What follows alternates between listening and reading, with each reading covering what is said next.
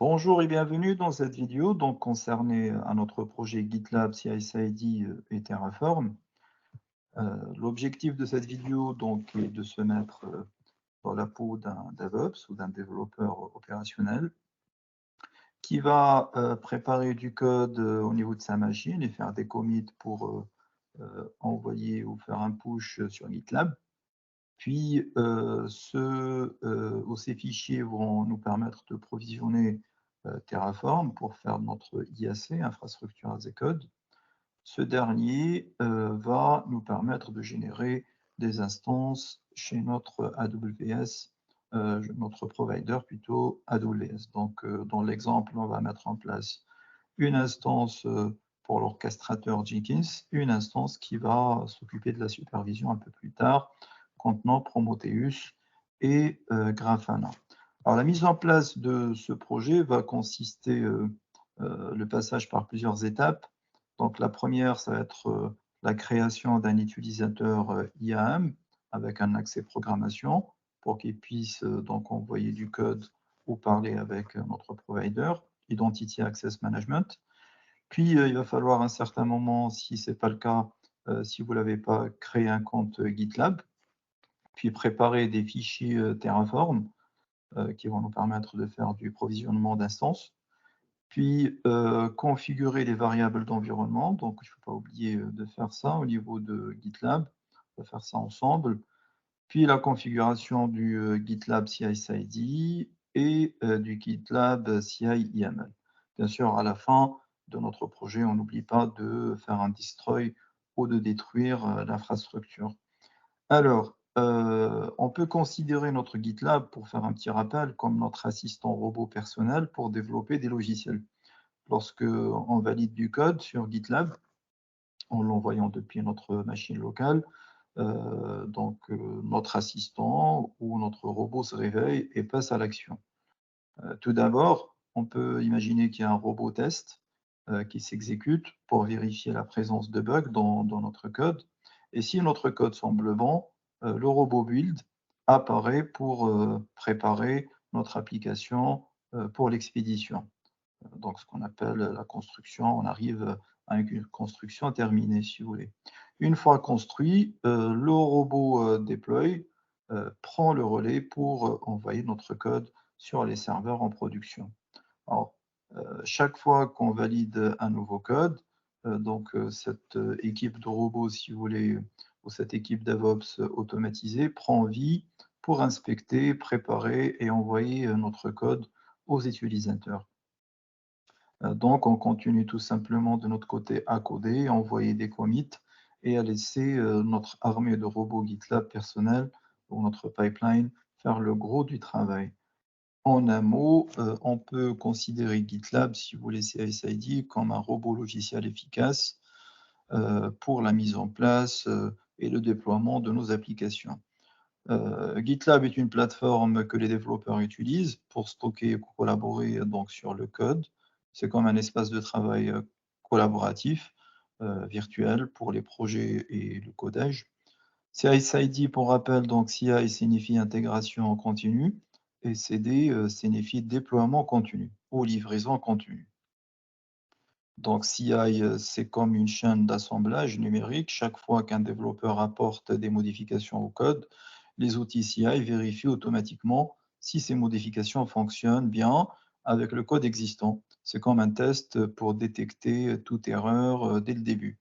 Et le CD, une fois le code testé et prêt, les outils CD permettent de publier automatiquement en production. C'est comme un système de livraison automatique des logiciels.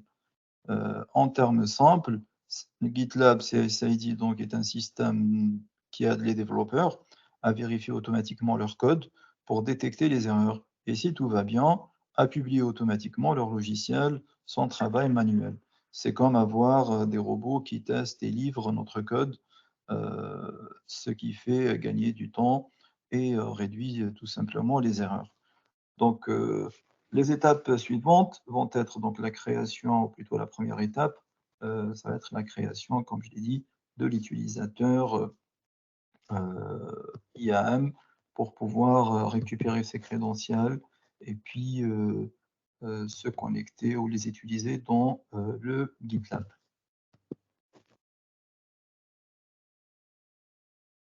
Pour ce faire, bien sûr, vous devez vous connecter avec l'utilisateur Racine au niveau de votre console AWS. Quand vous serez au niveau de la page d'accueil, donc dans la zone de recherche, IAM, donc Identity Access Management, et puis vous allez cliquer sur ce 0 qui correspond au nombre d'utilisateurs créés. Si on a d'autres, donc on aura un autre chiffre. Et puis, on clique sur créer un utilisateur tout simplement à qui on va donner un nom.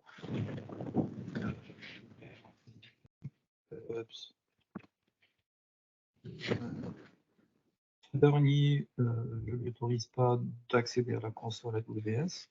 Donc, je passe à l'étape suivante directement et je vais lui attacher une politique existante. Je vais rechercher les politiques autour de EC2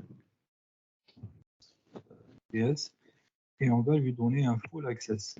C'est-à-dire, je vais cocher cette case pour passer à l'étape suivante.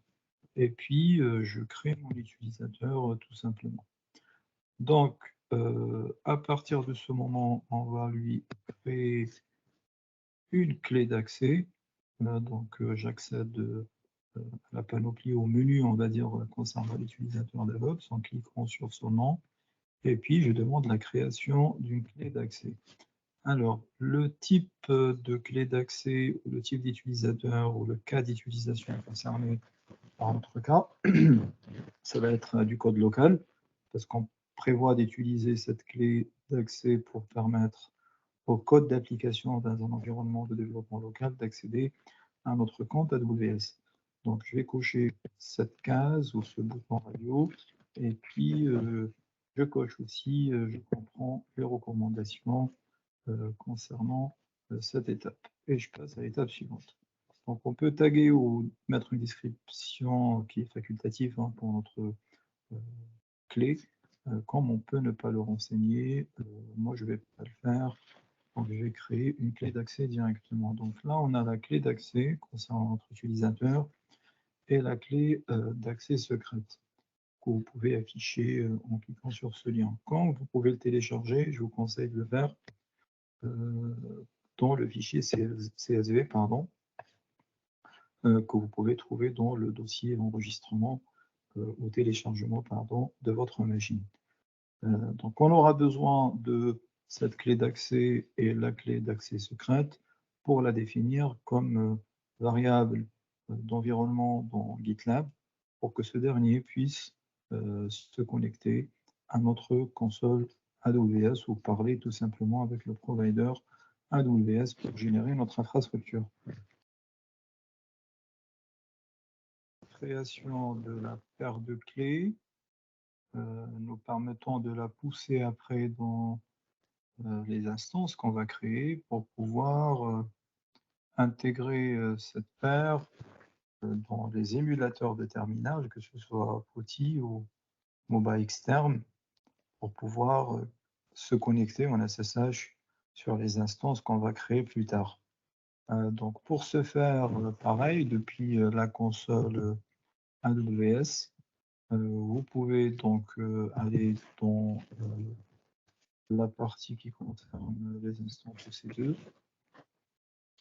Et puis, au niveau de cette fenêtre d'accueil, vous avez donc le lien paire de clés vous permettant de créer une paire de clés à qui on va donner un nom significatif, bien sûr.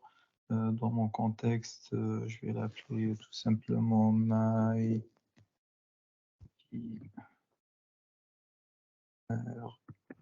DevOps.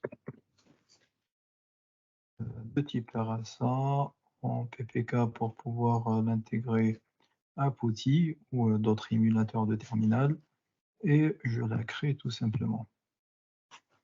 Alors cette paire de clés se télécharge dès sa création et c'est cette paire de clés, donc il va falloir se souvenir de ce nom qu'on va définir lors de la création de nos instances lors de la mise en place du script ou des scripts Terraform.